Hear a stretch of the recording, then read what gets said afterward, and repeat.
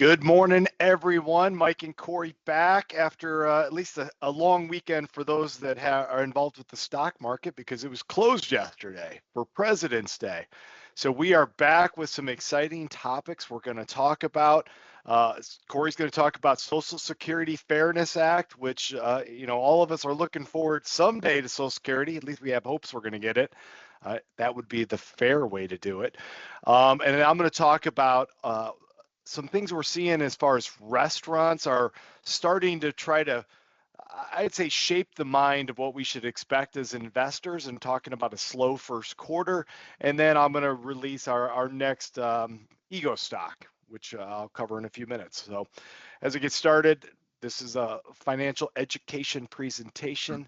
You must do your own due diligence on anything that you hear in this presentation. More disclaimer information can be found on ankerstarwealth.com, and the opinions expressed are mine and Corey's alone. So I saw this article and I said, boy, we better hit this, because one of the things that I always talk about is, McDonald's, Chipotle, Starbucks.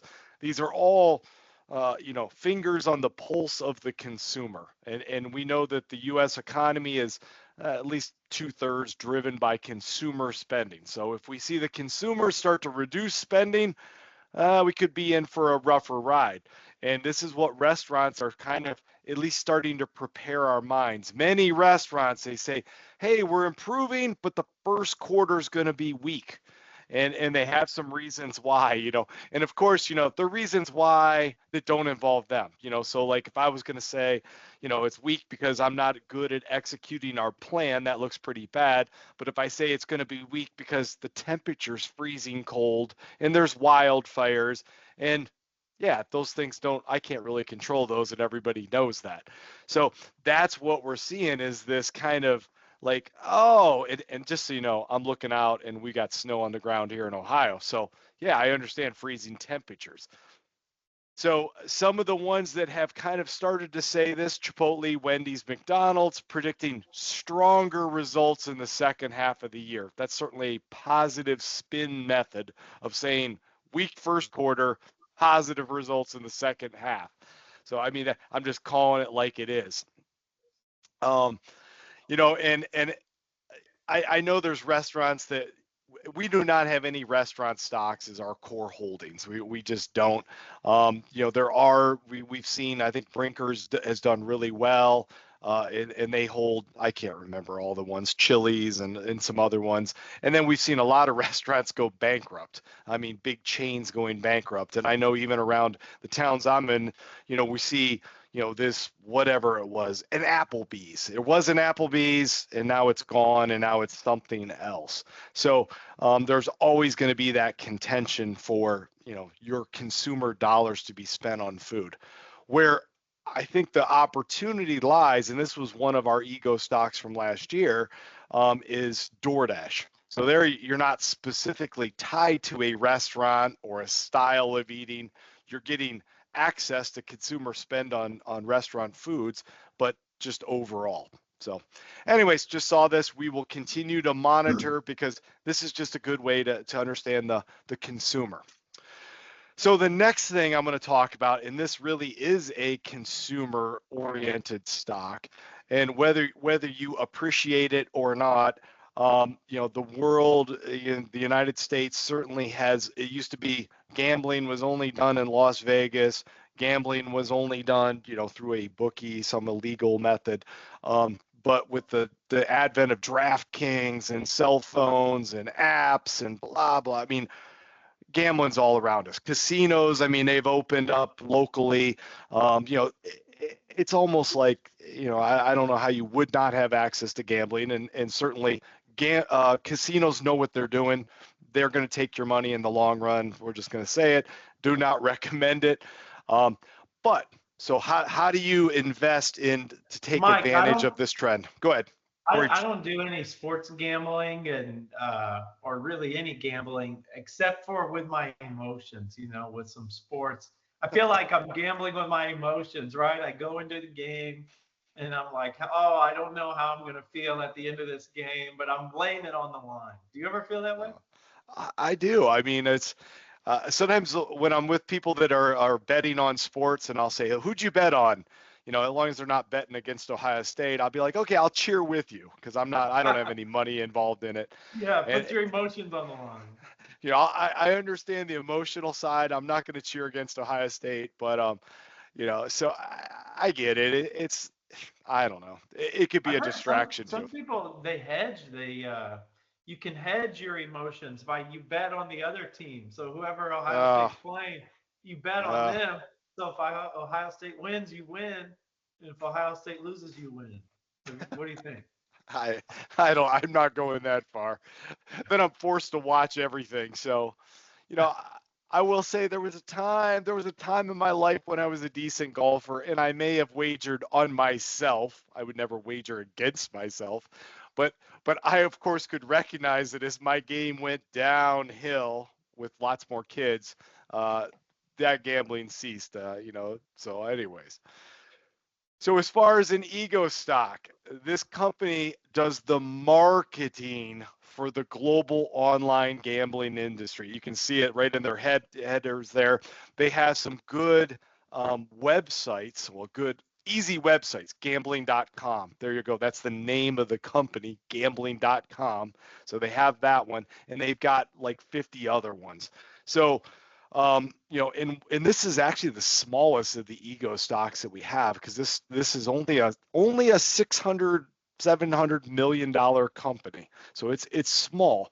But when you consider the global and certainly U.S., but that's really where we're mostly focused. But even globally, you know, gambling is prevalent. Where it's not going away. If anything, it's expanding. So this is a way that we are investing in the marketing side of that. Um, and here I'll show you. There's some lists of some of their other, you know, other websites they've got, casinos.com, free bets. I mean, a bunch of them. But the real goal here is, from a marketing standpoint, is how do they feed this into a DraftKings or a Penn Gaming or a uh, whatever. I mean, there's lots of different casino companies, and they also have an online presence. This is kind of one of the entry points into it, and that's why, you know, we're putting this out as an ego stock with a chance to double or triple. And if we look at a 1 year graph, you can see that it's already doubled once. So, and that doesn't scare us away, to say, well, hey, if I'd have bought this thing last August, look at, or it's went from 8 to 16. If that scared me away, I obviously wouldn't be on our list, but I think there's a potential for this to double again. And that's what happens when these companies are so small. I mean, $608 million company, very small on the scale of things. I mean, you take you know, I don't know, like Elf Beauty that we covered. Elf Beauty's probably 6 times bigger than this company, so a much bigger company. So with that, and now we're going to talk about the ultimate gambling. No, it's not. Hopefully it's not gambling, which is Social Security, and we know that that will come, maybe not the return or the response we want. Corey's going to take that. All right. And here we go. Give me just a second. No. Sorry, I'm trying to present this And on Corey, my as you're pulling it up, I didn't cover the real like financials behind gambling.com. I'm not going to share Yep. my screen, but the gross margin is 91% and the net margin's 23%. So you know, when you're operating a website that's basically referring marketing to others, it can be very profitable. Absolutely. No, And and very and interesting. I know Corey loves PE, so the PE right now is 21. So you know, you're like, well, that's 21's not that bad. Yeah, they're making money. They're not issuing shares, so I'm excited to watch that one. All right, jumping over to the Social Security Fairness Act. The Social Security Fairness Act was signed into law in January, following overwhelming bipartisan support. You can see kind of the history that leads us to this 2025 signing of the Social Security Fairness Act. In 1977, we have what's called the GPO, the Government Pension Offset. 1983, the WEP, Windfall Elimination Provision. And then a few decades later, things are brewing, and we get kind of things culminate. And all of those things, prior things, are undone in the Social Security Fairness Act. So let's look at just that. I do want to talk just to that 1977, because people wonder kind of, what is this fair? What's going on? Going back to the 1970s, there weren't as many dual income households. Now a dual income household is kind of the standard, I would say, and back then it wasn't. That was not necessarily the case. So what was happening was there were some dual income households, a few, and some of those people were receiving spousal Social Security benefits and another pension. So it sort of seemed like they were double dipping, and it didn't seem fair. And there was some disagreement about, is this fair? Is this not fair? Well, they earned this other pension, so why would it not be fair? And so on. So they passed that government pension offset and said, hey, if you've got your own pension, you don't get your spouse's. You don't get your spouse's Social Security spousal benefits. Fast forward to 2025, you've got many dual income households, right? It seems like almost, Mike, what would you say? What percent would you say are dual income households these days? 80%? I was going to say 70%. It's got to be pretty high. It's pretty high. So that's the norm. So now what you're left with is this weird 50-year-old rule where people are getting this government pension offset, but everyone is sort of earning their own pension over time. And a lot are Social Security. So if you had Social Security pension benefits, you were fine. But then you had this, because of the way that rule was written, you had this thing where you had a pension and your spouse, but that wasn't Social Security, but your spouse was, then you wouldn't get those Social Security spousal benefits from your spouse's Social Security. And it's like, okay, now if you died first, your spouse could get your external pension benefits and Social Security. But if your spouse died first, you still couldn't get their Social Security spousal benefits and your own pension.